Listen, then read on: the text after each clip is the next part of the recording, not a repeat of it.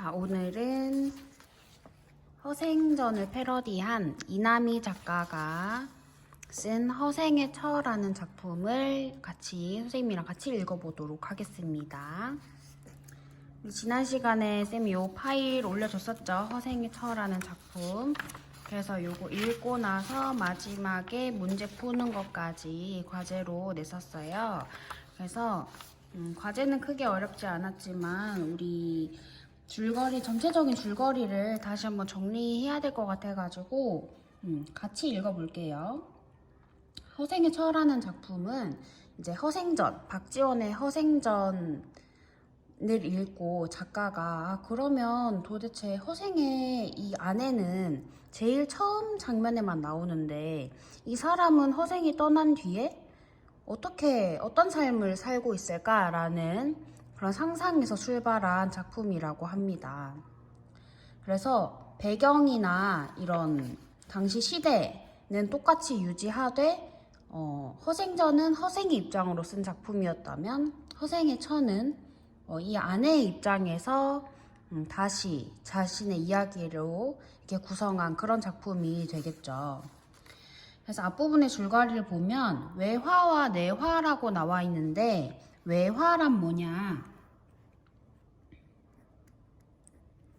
바깥 외자겠죠. 겉의 이야기예요. 그래서 여기 전체적인 겉의 이야기가 외화인데요. 여기서는 연암이라고 돼 있는데 박지원이겠죠. 연암 박지원. 뭐 옛날에 이런 거 썼으니까 눈 안 그래야지. 연암이 윤영이라는 노인 할아버지를 알게 돼요. 요 노인을 알게 되는데 그 노인이 허생이 아니라 연암한테 허생전 이야기를 해줬던 거였죠. 그래서 박지원의 생애를 보면 박지원이 그때 열하로 사신단으로 떠나는데 그때 같이 합류했다고 했는데 거기서 이제 어떤 노인한테 이런 이야기를 듣게 되었다 라고 하면서 그 이야기를 허생전의 이야기 첫 부분이 우리 교과서에서는 이제 생략되어 있지만 원래 이게 누구한테 전해들은 이야기다 라고 하면서 이야기를 시작했었습니다. 그래서 허생의 처도 시작하는 부분에서 이 노인을 17년이 지난 어느 봄날 다시 만나게 됐다는 거죠. 그래서 이 사람이 이번에는 17년 후에는 허생의 처는 그 뒤에 어떻게 되었냐 하면서 허생의 아내에 대한 이야기를 해주는 거죠. 그래서 전체적인 외화는 윤영이라는 노인과 이 연암의 이야기로 시작해서 이 안에 이 허생의 처에 대한 속 이야기, 이게 바로 내화가 되는 거죠. 속 이야기. 진짜 하려는 말은 이 내화에 있겠죠. 그래서 이 내화에서의 주인공은 누구겠어요? 당연히 허생의 처겠죠. 허생의 처. 쪽진 머리. 조선시대니까. 비녀는 부자가 아니었으니까 안 꽂았겠죠? 자, 허생의 처입니다. 허생의 처는 이 허생이 떠난 뒤에 어떻게 살았냐. 내화에 보면 나는 돌아가신 어머님이 꿈에 계속해서 되풀이하여 나타나자 마음이 심란하고 불안해진다 라고 얘기했는데 이 나가 계속 꿈에 어머니가 계속 나오는 거예요. 이 어머니는 이 사람이 10살 때 여진족 이제 오랑캐죠. 오랑캐가 침입하자 정조를 지키기 위해 자결했습니다. 나는 내 몸을 지키지 못했어 하면서 죽음을 선택을 했던 거죠. 그런데 이제 나랑 아버지가 있었겠죠. 근데 아버지가 첩이 있었나 봐요. 그 사람을 서무라고 불렀는데 서무는 살아남았던 것이다. 근데 그때 돌아가신 어머니가 계속 꿈에서 나타나서 뭔가 마음이 싱숭생숭하다 하면서 어머니 묘지에 한번 가야겠다 하면서 친정을 가야겠다라고 결심을 하고 이제 길을 떠나려고 하니까 돈이 없는 거예요. 그래서 노자를 마련하기 위해서 이복돈생을 찾아갔던 거죠. 이 사람은 어머니도 있었고 어머니의 첩, 서무가 있었는데 이 서무의 자식이니까 이복 동생이었겠죠. 그래서 이복 동생을 제일 먼저 찾아갑니다. 그래가지고 이 동생은 이때 임신한 상태여가지고 입덧 중이래. 근데 이 사람 누구랑 결혼했어? 중인이랑 결혼했다고 했어요. 중인은 뭐 당시에 기술직, 의사도 기술직이었고요. 아니면 뭐 진짜 엔지니어 또는 누가 있을 수 있을까? 의사, 약사, 지금으로 치면 엔지니어 또 외교관, 지금으로 치면 역관, 그런 사람들도 다 중인이었던 거죠. 근데 이 사람한테 시집이 가면서 이 동생이 굉장히 나를 부러워했대요. 언니는 선비 가문에 시집 가고 뭐 신분도 양반이고 얼마나 부러웠겠어, 그쵸? 나는 중인이라는 신분은 그것보다는 이제 밑에 단계니까 되게 부러워했었는데 실제로 삶은 어때요? 실제로 삶은 선비한테 뭐 시집을 갔지만 남편은 뭐 돈 하나 벌어오지 않고 맨날 글 공부만 하니까 이 허생의 처는 그닥 뭐 행복한 삶을 살지는 못했던 거였겠죠. 그래서 이 동생을 보면서 또 허생의 처가 느끼는 바가 많았을 것 같은데 여기서 특히 어떤 이야기를 듣게 되냐면 이 북동생 이야기합니다.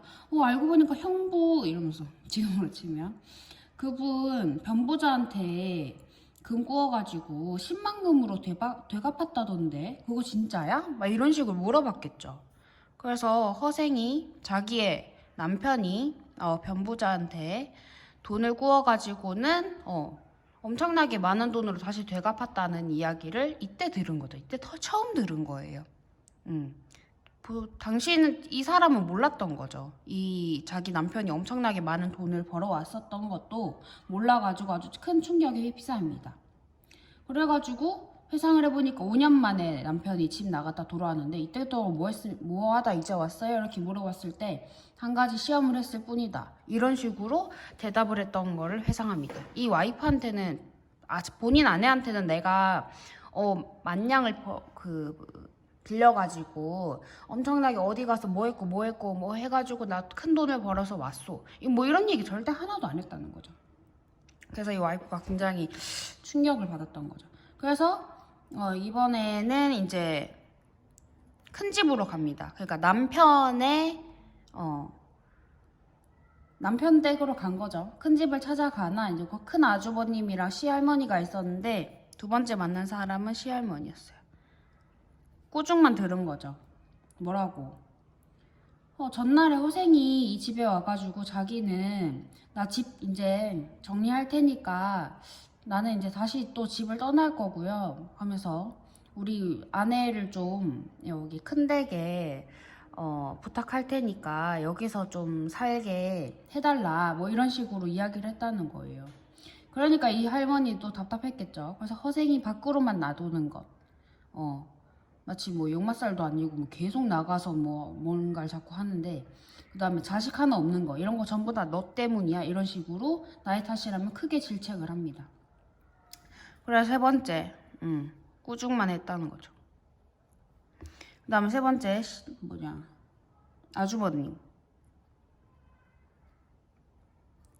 아주버님은 허생이 보장된 벼슬길마저 피하려 드는 것을 안타까워하면서 나에게 허생 좀 설득 좀 해봐라. 아니 뭐 과거를 봐가지고 급제를 충분히 할 수 있는 실력이 되는데 왜 과거도 보지 않냐 하면서 허생 설득해봐라 뭐 이런 식으로 이야기를 했던 거죠. 그래서 나는 이 세 명을 만나고 다시 집으로 돌아갑니다. 집으로 가는 길에 누구를 만나죠? 농사꾼 부부를 만나요. 이 부부의 모습을 보니까 뭐 같은 일을 하고 서로 매일 일을 같이 하고 맨날 뭐 싸울 수도 있긴 하지만 서로 생활을 공유한다는 느낌을 받죠. 나는 남편이 5년 동안 밖에 나가서 무슨 일을 하고 있는지도 몰랐고 돌아와서도 이야기도 하지 않는데 저 사람들은 물론 살아가기 힘들고 뭐 신분도 하층민이고 하지만 서로의 생활을 공유하고 있네 하면서 굉장히 외로움 같은 걸 좀 느꼈겠죠. 그래서 이 허생의 처가 자신과 남편의 삶을 되돌아보고 이제 집으로 돌아가는 그런 장면이 앞부분의 줄거리였습니다. 그래가지고 이제 전략 부분에 보면은 허생과 허생의 허생이 친구가 이제 찾아와가지고 이 허생이 돈 벌러 떠나기 전에 자기 능력을 시험하기 전에 친구랑 이야기했던 그걸 듣게 돼요. 들었던 장면을 다시 회상을 하죠. 그래서 이 친구랑 허생이랑 이야기를 하는 장면이 전략 부분 뒤에 이제 나옵니다. 오랜만에 그의 벗이 찾아와 술상을 마련해야 했다. 그래서 본의 아니게 대화를 엿들었는데 이 친구가 얘기하죠. 무슨 책 읽는데 그렇게 꼼짝 않고 틀어박혀 지냈냐 하니까 나는 지금 위판 3절 읽고 있다 하면서 이야기를 하죠. 주역을 10년 동안이나 읽냐고 하면서 귀신이라도 부릴 셈이군 하고 실례 나는 단지 꽤 뚫어보고 싶을 뿐이다 하면서 나는 이 세상의 전체를 뭔가 알고 싶고 그런 걸 나중에 시험할 것이다 이런 얘기를 하는 거죠. 과거 보라고 하니까 왜 진흙탕에 나의 몸을 던지라고 하냐 이러면서 과거는 보지 않겠다라고 이야기를 하는 거죠. 그래가지고 너가 마음에 들지 않는 게 있으면 친구가 이야기하죠. 현실에 마음에 안 들면 네가 직접 나가가지고 개선을 해라. 그냥 썩기엔 네 재주가 너무 아깝다 라고 얘기하니까 뭐라 그래요. 패기가 없어서 그런 게 아니다. 무작정 달려들기에는 세상은 내게 너무 투명해. 이런 뭐 허황된 소리를 하고 있는 거죠. 그래서 스스로 모순됨을 느끼지 않냐냐 하면서 너는 늘 그러니까 실용성을 중요시했지 하면서 너는 실용성을 중시하고 뭔가 선비들을 비판하고 하지만 실제적으로 네가 하는 거는 앉아가지고 공부만 하는 거 아니냐 이야기를 하죠.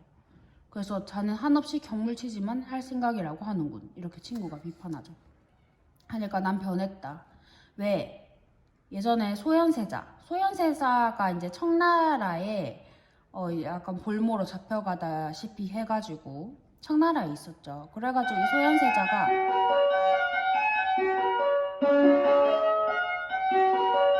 종이 쳤네. 이 소현세자가 다시 돌아와서는 그때 왕이 자기 아버지가 인조였죠. 청에 배울 게 많다라고 이야기하면서 막 하니까 인조가 어떻게 했대. 막 벼 옆에 있는 그 뭐지? 뭐라 가지 못 갈 때 쓰는 거? 벼루를 집어 던져가지고 소현세자가 뭐 그거에 맞고 죽었다 뭐 이런 소문이 뭐 돌 정도로 인조는 당시에 자기가 청나라에 대해서 엄청나게 치욕을 당한 상태로 부들부들 떨고 있는데 이 아들이 청나라에 다녀와서 하는 소리가 아버지 거긴 굉장히 우리가 배울 게 많고 그런 선진적인 문물도 우리가 가져와서 뭔가 좀 혁신을 해야 우리나라도 잘 살 수 있다 이런 식으로 얘기하니까 인조가 엄청 화가 난 거죠. 아무튼 갑자기 죽었습니다. 그래서 이 죽음을 놓고 세상이 시끄러웠는데 이때부터 이 사람이 내가 이렇게 실용을 중시하지만 실제적으로 내가 거기에 이 조정에서 내가 이야기하는 것들이 받아들여질까 라고 얘기하면서 나는 과거를 보지 않는 걸로 작정을 했다 이런 식으로 이야기를 했던 거였죠. 그래서 이 아내가 얘기하죠. 난 그때 똑똑히 알았다. 남편은 언제까지나 저렇게 신선 노릇만 핥어이고 난 언제까지나 굶주려야 할 것이라는 것을. 그래서 자식마저 없으니 죽어서도 제삿밥 한 그릇 얻어먹지 못하고 굶주려야 할 것이다. 이 아내는 남편은 절대 과거를 보러 가지 않을 것이라 라는 거를 이 사람이 이제 확신을 했고 자기는 자식도 없는 입장이니까 뭔가 살아가야 할 뭔가 목표가 미래가 안 보였던 거였죠. 그래서 차차 참을성을 잃어갔다. 하지만 뭐 이 조선시대의 여자들은 그냥 조신하게 있고 뭐 마음에 드는 게 있어도 이야기하면 안 되고 그랬죠. 그래서 남편을 섬겨야 되고 그런 가부장적인 시대였으니까. 그러나 감히 대놓고 불평하지 못했다. 단 한 번뿐이었다.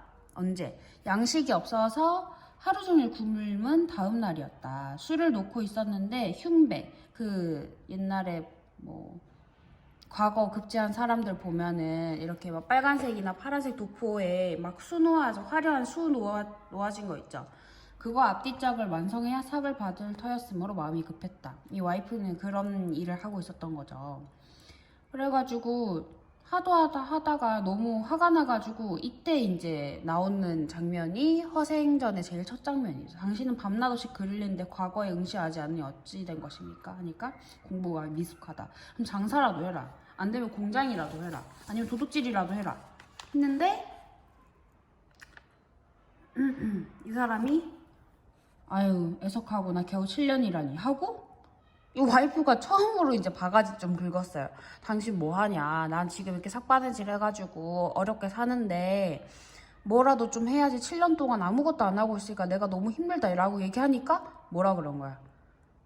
한숨 쉬고 그냥 밖에 나가버린 거야. 집 나가가지고 얼마나 걱정을 했겠어 와이프가. 뭐 실제 걱정했을지 안 했을지 모르겠지만 그러고 5년을 안 돌았다고 생각해봐. 내가 한마디 했는데. 사람들은 남편을 뛰어난 인재라고 했다. 능히 천하를 경영한 재주가 있다고 하는 일도 있었다. 그러나 남편이 죽는지 사는지 아내가 모르고 아내가 죽는지 사는지 남편이 몰라야만 뛰어난 인재가 되는 거라면 그 뛰어난 인재라는 말은 분명 이 세상에서 쓸모없는 존재라는 뜻이리라.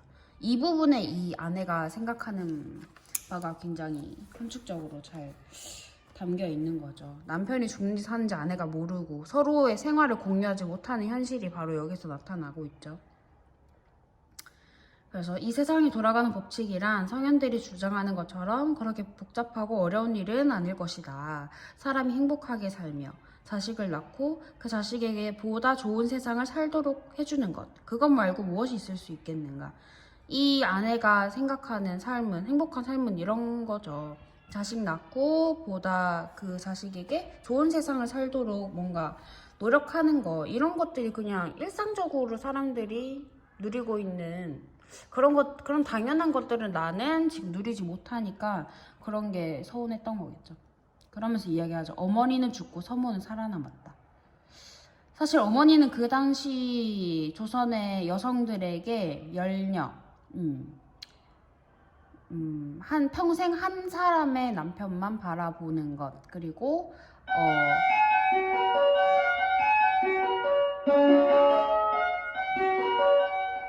그런 것들을 아주 중시했고 조선에서 가장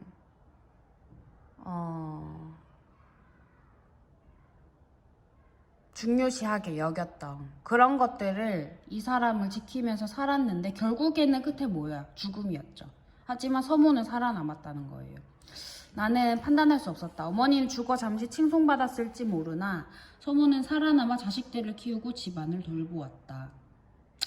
지금도 청안에서 윤복이의 뒤를 봐주고 있는 거잖아. 윤복이가 아까 그 만났다던 그 이복 동생의 이름이겠죠. 그래서 뭐가 맞는지 나는 이제 의문이 든다, 이런 이야기를 하고 있는 거겠죠. 그렇게 해서 한참 떡을 찌고 있는데 이때 이제 나오는 내용이 이 사람이 이복 동생이랑 시할머니 아버지 만나고 집에 돌아왔어요. 농사꾼 부부 한번 보고 이제 떡을 찌고 있는 남편이 들어온 거였죠. 무슨 일 있어? 하니까 나 친정 갈 거다. 그래서 백설기 쪘다 라고 얘기하니까 친정 왜 가냐 라고 얘기하니까 난 여전히 외면했고 말하고 싶지 않았다. 다시 돌아오지 않을지도 몰랐으나 구구하게 변명, 네가 뭐 이렇게 해서 나는 이런 게 서운하고 뭐 이렇게 변명하기가 싫었다는 거죠. 그래가지고 남편이 갑자기 불렀대. 말 꺼내기가 어려운 듯. 뭐라고? 나는 다시 출류하려 하오. 나 다시 집 나갈 거야. 그래서 이 집 정리하고 큰 집에 가 있어. 이미 사촌 큰형님이랑 상의해뒀으니까 이렇게 얘기하는 거죠. 갑자기 뭐 아내랑 우리 뭐 집을 정리해서 나는 이런 걸 하고 싶고 앞으로 나가서 이런 걸 할 거다 라고 상의하는 게 아니라 그냥 집 정리해, 다 얘기해놨어, 이렇게만 얘기하는 거죠. 이게 부부 사이 지금으로 따지면 정말 심각한 문제겠죠. 라고 얘기하니까 나도 모르겠다. 내 뜻이 이곳에 없으니 장담하기 어렵다. 뭐 물어보면 다 모르겠대. 이러니까 이 와이프가 뭐라 그래요? 차라리 그러면 저랑 절연하시죠.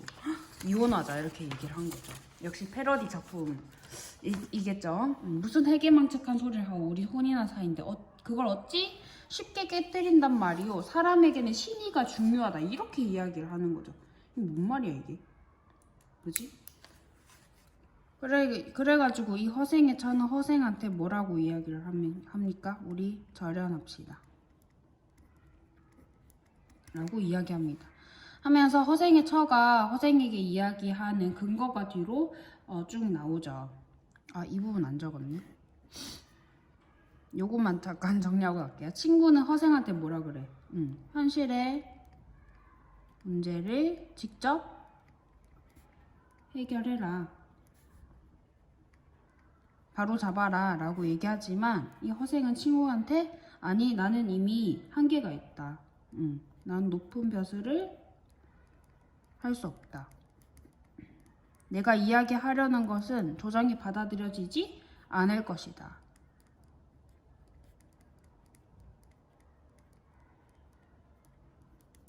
이 벼슬할 수 없다는 건 이미 그 정치판에서는 이미 주도권을 잡고 있는 사람들이 있기 때문에 나처럼 이런 새로운 이야기를 하고 있는 이런 소현세자도 청나라에 대해서 배우자고 하니까 아들인데도 죽었잖아요. 그러니까 본인은 오죽하겠냐 싶었던 거겠죠.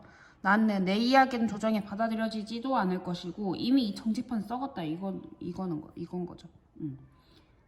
자신의 내 뜻을 펴기에는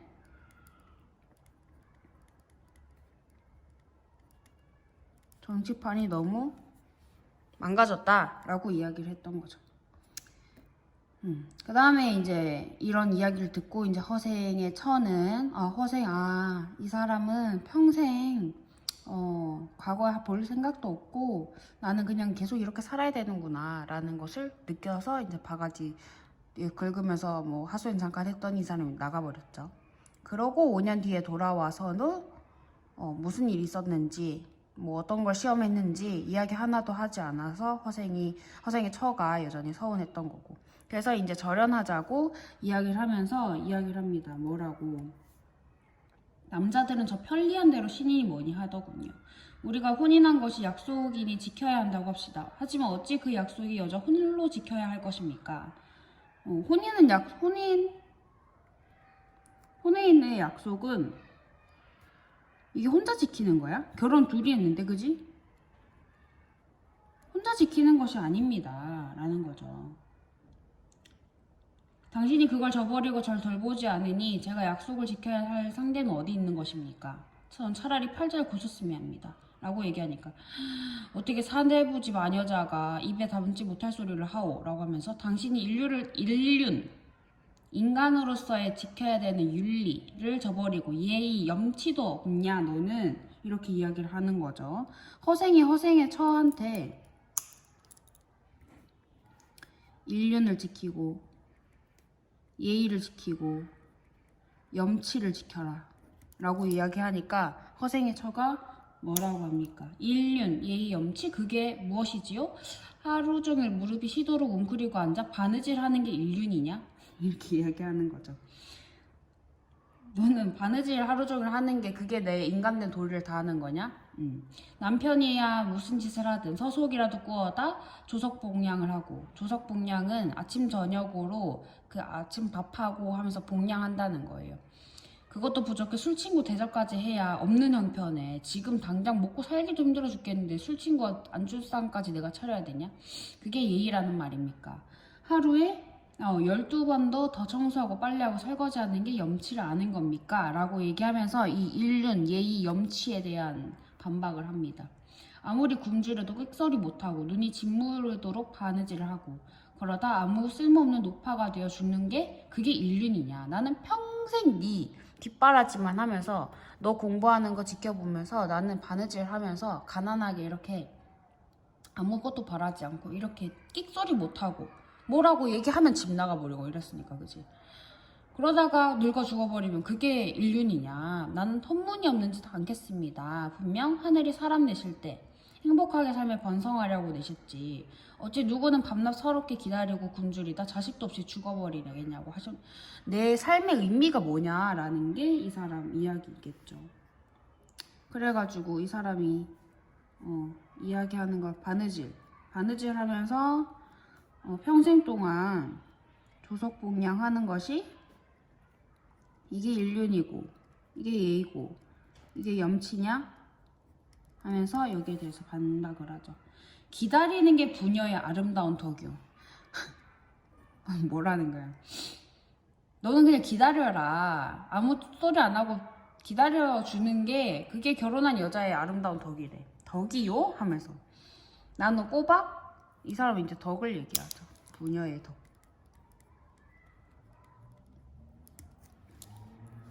제일 처음에 이야기한 거 신이 믿음을 지켜라. 이혼하자고 하니까 그죠? 덕이요? 하면서 나는 참고 몇 년 기다렸다. 나 5년 이미 기다렸거든. 할 소리가 아니죠. 5년 동안 기다린 사람한테 뭐라는 거야. 그전엔 굶기를 밥 먹듯 한 것이 몇 해였지요? 7년. 우리가 입에 풀칠이라도 할 수 있던 것은 네가 공부하는데 하기 전에 공부를 할 때도 밥을 먹어야 공부를 할 거 아니야. 그지? 풀칠이라도 할 수 있었던 것은 오로지 내 두 팔이 바삐 움직이고 두 눈이 호롱불 빛에 짓물렀기 때문이에요. 그런데 전 뭔가요? 앞으로도 뒤로는 어둠뿐이다. 나는 이때까지 열심히 일하고 열심히 당신 먹여 살렸는데 내 앞에 펼쳐진 것은 어둠밖에 없다. 당신은 여전히 유유자적 살지만 더러운 세상을 경멸하며 가슴에 품은 경륜을 뽐낼 뿐이다 라고 이야기하죠. 내 앞뒤로 나는 계속 참고 5년이나 기다렸는데 나아지지 않고 내 앞이나 뒤는 어둠뿐이다. 이 기다림의 결과가 뭐냐? 어둠밖에 없다 라고 내 삶은 암흑이다 이렇게 얘기하는 거죠. 지금 당신은 친구들과 담화할 때 학문이란 쓰임이 있어야 되고 실이 없으면 안 되고 만물은 이롭도록 너가 맨날 얘기하는 게 실용이고 실리고 현실이고 이런 거잖아요 라고 얘기하면서 그런데 당신도 이 세상에는 소의가 없고 까닭이 없고 당신을 따르는 한 나 역시 그러하다. 너는 이 세상에서 진리를 중시한다고 하면서 진리를 찾지 않잖아. 그러면서 너를 내가 계속 따르고 너랑 혼인한 상태로 이렇게 사는 나도 역시 이 현실에서 뭔가 할 수 있는 게 없다. 그래요. 당신은 붕세예요. 라고 이야기해요. 너는 붕세야. 붕세가 뭐예요? 욕 아니에요? 대붕이라는 거죠. 상상이 큰 새. 하루에 9만 리를 날아간대요. 상상 속의 동물인 거예요. 너는 엄청나게 멋있는 동물이야. 그래. 그치만 난 참새야. 나는 너의 높은 경지 나 따라할 수 없어. 이게 난 당신의 높은 경지를 존경하고 그게 너무 부럽다 이런 의미일까요? 아니죠. 이거 비꼬는 거죠. 풍자입니다. 너는 엄청 대단한 인물이지. 그래, 너는 뜻이 아주 대단해. 나는 근데 너를 못 따라가. 나는 너를 못 따라가니까 나는 그냥 소확행. 나는 소소하게 내 주변에 나는 그냥 아이 낳고 그냥 남편이랑 일상적인 이야기하고 서로 생활을 공유하고 생각을 공유하고 나는 그런 삶을 살고 싶었어. 근데 이게 뭐야? 라고 얘기하는 거죠. 그렇지만 난 단 한 가지를 알고 있다. 난 앞으로 그걸 따라 살 것이다. 그게 뭐냐? 난 10살 때 전쟁의 이제 난리를 얘기하는 거죠. 그 과정에서 뼈저리게 느꼈다. 어머니를 잃었을 때 느꼈던 거였겠죠. 어머니는 줄 거 없지만 서모 그 아버지의 첩이었죠. 그 사람은 아직까지 자기 자식이랑 함께 돌보면서 옆에 있어주고 있다. 근데 나는 지금 엄마가 없잖아, 그지? 친정도 없고. 시집이나 기약하고 독서했지요? 하면서 당신은 무엇 때문에 10년이나 기약하고 독서했냐? 넌 대답할 수 없지. 난 말할 수 있다. 너의 독서의 목적은 뭐지? 너는 과거도 뭐 보러 가지 않고 실용적인 것도 뭐 아무것도 추구하지 않는데 너는 왜 하냐? 근데 나는 말할 수 있다. 나는 사람이 살고 자식을 낳고 그 자식들을 보다 좋은 세상에서 살게 하려는 그 목적으로 나는 삶을 살 것이다. 나는 그렇게 하고 싶고 꼭 할 거다. 라고 이야기를 마지막에 합니다. 그래서 당신은 봉쇄, 나는 참새다 라고 하면서 이 허생의 모순된 점을 비판하죠. 마지막에 내 삶의 이유는 뭐다? 자식들을 보다 좋은 세상에서 살게 하는 그런 일반적인 삶은 나를 살고 싶다 라는 게 이 허생의 처가 생각했던 그런 목적이었습니다. 그래서 이렇게 이야기가 마무리되는데요. 이 허생